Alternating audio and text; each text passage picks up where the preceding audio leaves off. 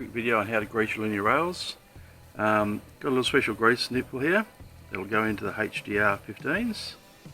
You just touch it in, you'll feel the ball go in, just give it 2 pumps, move it along, get that grease in amongst the balls, give it another pump, and she's all good to go.